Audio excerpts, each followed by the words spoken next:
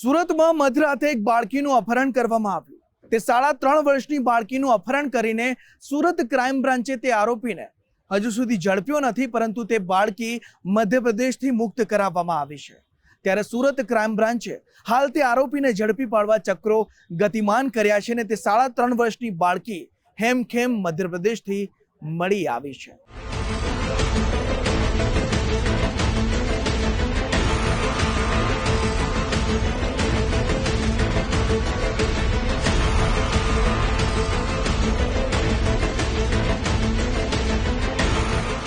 સુરતમાં પરપ્રાંતીય વસાહત ધરાવતા વિસ્તારો કે ફૂટપાથ પરથી બાળકોના અપહરણની ઘટનાઓ વધતી જાય છે. એક મહિલા પતિ સાથે ઝઘડો થતા 2 મોટી દીકરીઓને ઘરે મૂકી 3 વર્ષની દીકરીને લઈ સુરત પહોંચી. અહીં કોઈ રહેઠાણ ન હોવાથી નાના વરાછા બ્રિજ પાસે આવેલા જાહેર શૌચાલયની ફૂટપાથ પર રાત વિતાવતા હતા. આ સ્થળે 50થી વધારે શ્રમજીવી નિરાશ્રિત પરિવારો વસવાટ કરતા હતા. સુરતના કાપોદ્રામાં ફૂટપાથ પર માતાના પડખામાં સૂઈ રહેલી બાળકીનું અપહરણ કરીને અજાણ્યો ઈસમ ફરાર થઈ ગયો. થોડા કલાકો બાદ માતા જાગી જતા તેણે બૂમાબૂમ કરી. આ અંગે ફરિયાદ થતા સુરત ક્રાઇમ બ્રાન્ચ અને કાપોદ્રા પોલીસે વિવિધ ટીમ બનાવીને ગુમ બાળકીને શોધવા તપાસ હાથ ધરી. પોલીસના જવાનોએ સીસીટીવી ફૂટેજ અને ટેકનિકલ સર્વેલન્સની મદદ લીધી. આ સમયે અજાણ્યો આરોપી નાની બાળકીને લઈને સુરત રેલવે સ્ટેશન તરફ ગયાની જાણકારી મળી. રેલવે સ્ટેશને લાગેલા સીસીટીવી કેમેરા મારફતે જાણકારી મળી કે આરોપી ઇન્દોર એક્સપ્રેસ ટ્રેનમાં બેસીને ભાગી છૂટ્યો હતો. આરોપીએ મધ્યપ્રદેશ પહોંચીને ટ્રેનના બદલે બસ પકડી લીધી અને રતલામથી અંદાજે 60 કિલોમીટર દૂર અંતરિયાળ સ્થળે પહોંચ્યો. સુરત પોલીસ પણ સીસીટીવી, સ્થાનિક લોકો અને બસ ડ્રાઈવર મારફતે મળેલી માહિતી થકી આરોપી બાળકી સાથે નજીકમાં જ હોવાની જાણકારી મેળવી. પોલીસ આસપાસમાં હોવાનો અંદાજ આવતા જ આરોપી બાળકીને જાહેર સ્થળે મૂકીને ફરાર થઈ ગયો. એક શાકભાજી વેચતી મહિલા મારફતે તે બાળકી અંગેની જાણકારી પોલીસને મળી અને બાળકીના માતા પિતાને તસવીરો મોકલી ખરાઈ કર્યા બાદ પોલીસ તેને સુરત લઈને પરત ફરી.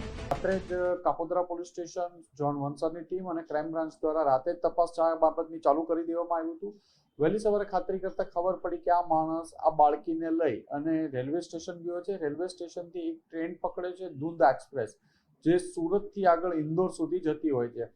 આ ટ્રેનના રૂટ આગળના તમામ નેક્સ્ટ સ્ટોપો, જે 10 જેટલા સ્ટેશનો આવતા હતા, ક્રાઇમ બ્રાન્ચના PI JG Patel, PI Jayan Goswami અને એમની સાથે બીજા અન્ય 4 પીએસઆઈ લાગી અને સતત આ કામમાં પીઆઈ સિદ્ધા અને બધા લાગી ગયેલા. તમામે તમામ 10 સ્ટેશનોના આરપીએફ, જીઆરપી, રેલવે પોલીસ અને ત્યાંની લોકલ પોલીસને પોલીસ અને આ બધાને જ એક એસોસિએશનને તમામ આ ફોટાઓ શેર કરવામાં આવ્યા હતા, પણ કોઈ ફળદાયક હકીકત મળી નહોતી આવી.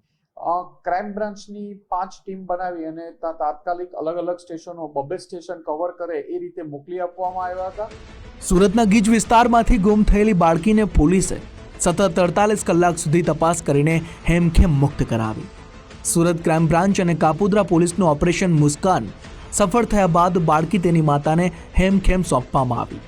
સુરત પોલીસે તબીબો મારફતે કરાવેલી ચકાસણીમાં બાળકી સાથે કોઈ અપકૃત્ય ન થયું હોવાની જાણકારી મળી છે.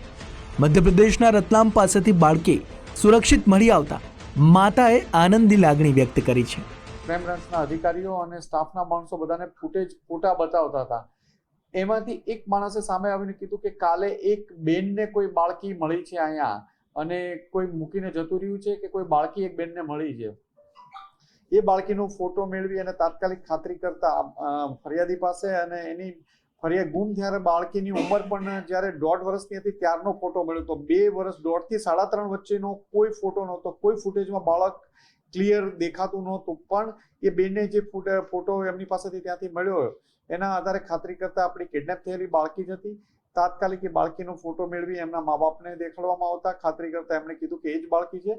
એટલે બાળકીને લઈ અને પરત ક્રાઇમ બ્રાન્ચની 2 ટીમ આવી ગઈ. આરોપી ત્યાં એક આમને મૂકીને જતો રહ્યો હોવાનું એવું પ્રાથમિક દ્રષ્ટિએ લાગે છે. વહેલી સવારે ક્રાઇમ બ્રાન્ચની બીજી ટીમો હજી એને શોધખોળ કરી રહી છે. ત્યાં રતલામ જિલ્લામાં જ બાળકી સહી સલામત એમના મધરને હેન્ડઓવર કરવામાં આવી છે.